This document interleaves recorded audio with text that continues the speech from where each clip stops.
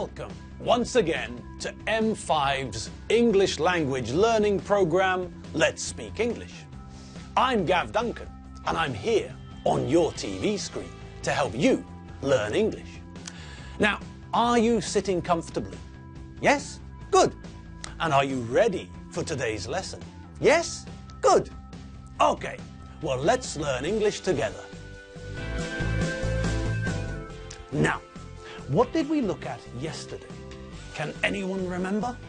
Yes, of course you can remember. Well, you'll remember if you were paying attention.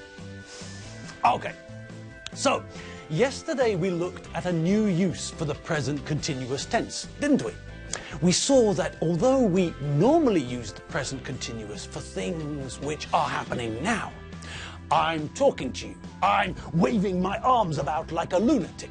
Chobber is looking at me like I'm a lunatic.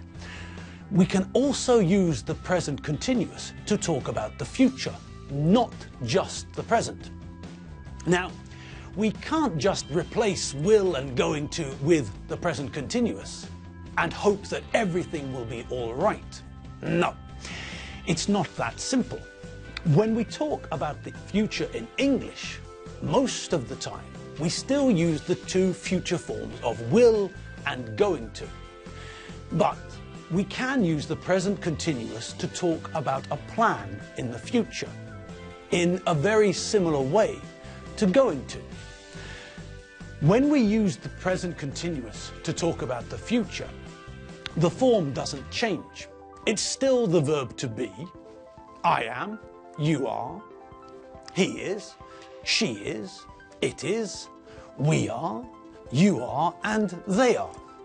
So, we still have to conjugate the verb to be for the different subjects. I, you, Alfredo, Mr. Williams, etc. Then, we add a verb in the ing form. Once again, we have to be careful with the verb in the ing form because there are spelling rules which we have to obey. For example, we have to make sure that when we make the ing form of the verb, if the verb ends in E, we have to remove the E before we add the ing ending. If the verb ends in IE, then we have to replace the IE with YING when we make the ing form of the verb. And, of course, if the verb ends in vowel plus consonant, then we have to double the last letter before we add ing when we make the ing form of the verb. Okay, so there are a few rules we need to pay attention to, but that's okay, isn't it? There are rules we have to learn. The sun rises, the sun sets, and there are rules we have to learn. Like it or not, the rules are there to stay. And we have the intelligence, don't we? Yes, we have the intelligence to handle a few rules. There are rules in every language, and there are exceptions to the rule in every language. You learned the rules in your mother tongue, so what's the difference now? The rules are different. Yes, I know, this is a different language, but we do not give up. We do not give in. We do not fall onto the floor and cry like a small child. If we make a mistake, we try to learn from it. We are gods of English. We move through barriers like a bulldozer.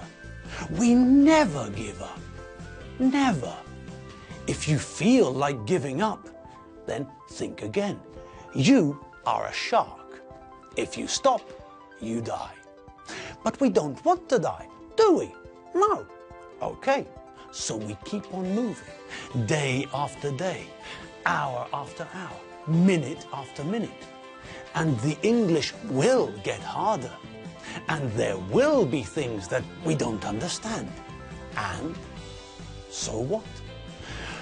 We have two options. Option 1, lie down and wait to die.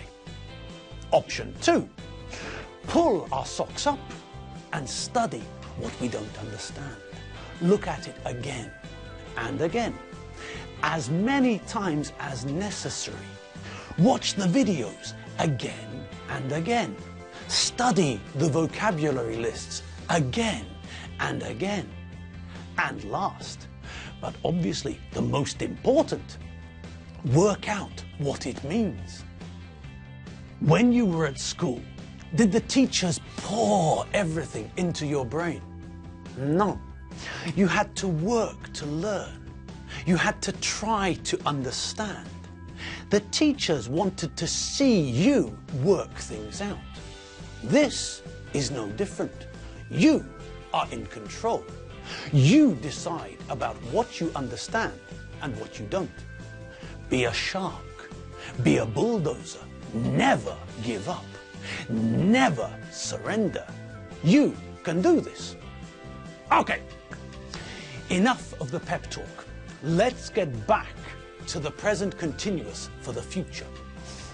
Now, we know that when we use the present continuous to talk about the future, it's very similar to the situation when we use going to. In both situations, we can see the same thing happened. A plan was made, a plan for the future. This isn't the same as when we use will to talk about the future, is it? No, this is different. We use will for the future, true, and we often use will with I think. I think I'll go on holiday this year. I don't think it'll rain today. Now, the important thing to remember about will is that we don't use it for things that we arranged, things we planned, or things that we decided to do.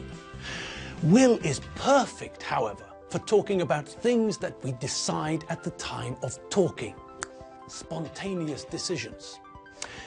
Just think about the difference between the following two sentences. First, listen to this one. I think I'll have a cocktail. And now, listen to this one. I'm going to have a cocktail. Okay, so we heard both of those sentences. Both sentences are talking about the future. The only difference is that in the first sentence, I said will. In the first sentence, I talked about the future with will. In the second sentence, I said going to. In the second sentence, I talked about the future with going to. Okay, so the difference in form is not a big difference. In one sentence, we're talking about the future using will, and in the other sentence, we're talking about the future using going to. In terms of form, there's not a big difference. But in terms of meaning, now, here we have a much bigger difference. When we look at the difference in meaning, we can see that the two sentences are very different. In the first sentence, I used will. This means that I made a decision at the time of speaking, not before. I went into a bar with my friends, and while I was sitting at the bar, I suddenly realized that what I wanted to drink was a cocktail. So I told everyone. I told my friends, and I told the waiter or waitress or the person at the bar that I just decided that I want to drink a cocktail. Okay, simple? No? Yes, it's perfectly simple. Imagine the scene. You finish work and go for a drink with your friends, or you finish work, go home, have a shower and freshen up, get dressed, go out and meet your friends in a bar.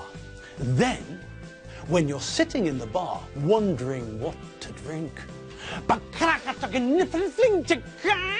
suddenly an idea pops into your head and you decided there and then, spontaneously, that a cocktail is what you feel like drinking. Great! So, we use will, and immediately everyone knows that this was a spontaneous decision on our part. Great. Now, let's have another look at the other sentence, the one we made with going to. Now, as we heard, the second sentence was very similar to the first in terms of form. Both sentences are about the future. But now, when we compare the meaning, this is the area where there is a big difference. The second sentence uses going to, which means that this is a plan. This is not a spontaneous decision. No. This time, the idea is an idea that I decided upon before. This is something I planned, something that I thought about. When we imagine the scene in the second sentence, we get a very different picture. At some point in the day, I started thinking about what I wanted to drink that evening. And then, I made a decision. I decided what I was going to have to drink. So, that's the difference.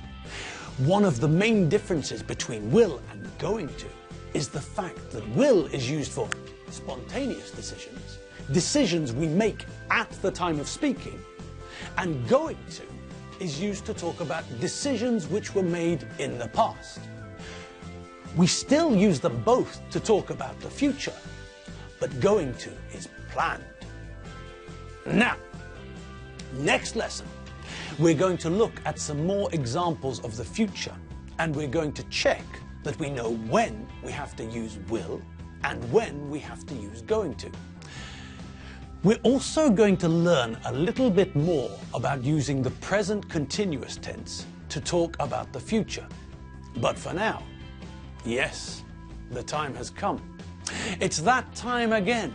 Time for me to stand aside and let another person, well, no, not a person, another thing. Well, yes, a thing. But there must be a better word than thing. Well, she's a fish, isn't she? Yes, she's a fish. So, here we are, here we all are, and it's now time for our favourite fish, Enid. Enid Fotherington Smythe, the eccentric, elegant, eclectic, electric eel. Are you there, Enid? They're all sitting here, waiting for you. Hello, people! Hello, hello! I've just got time for a quickie today. I'm in a rush, you see. I've got an appointment with my hairdresser and I can't be late. Now, can you think about how I arranged to see the hairdresser? Well, do you remember the difference between a table in a restaurant and an appointment to see a doctor?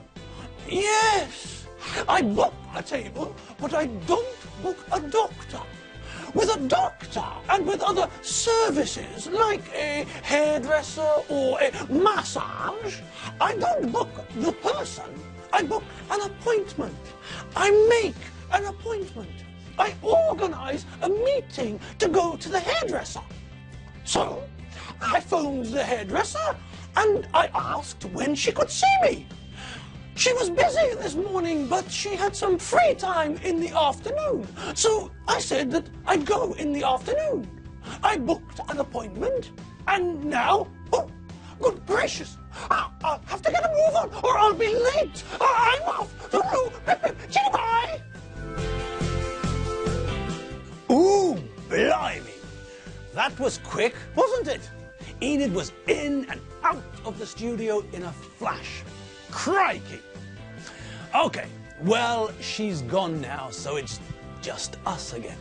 And yes, our time is up. We're at the end of the lesson.